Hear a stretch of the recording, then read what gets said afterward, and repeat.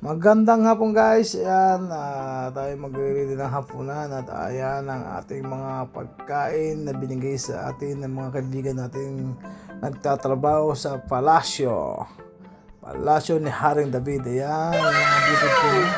Meron din white melon. Marami silang binigay sa atin guys. Yan, patong-patong yan guys. Meron din mangosteen, saging, may buko. Yun, yung orange. Yan ay buko. Maliliit yung buko dito sa Saudi guys.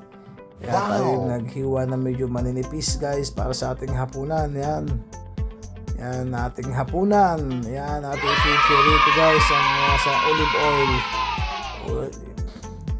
Ipiprito natin sa olive oil yung mga maninipis na bluefin tuna. Yan guys. Ating umpisa ng pagluluto guys. Yan. Yan yung gamit natin, olive oil. Ayan, lagyan natin sa kawali guys. At medyo pasensya kayo, medyo malikot na aking videographer si Jana. Kitang-kita nyo naman sa ating lulutuin. Yan, medyo manipis siya guys para madali sa lutuin guys, para mabilis makakain. Yan, kitang-kita naman guys yung mga taba-taba natin. Yan, masarap yan. Toyo pala na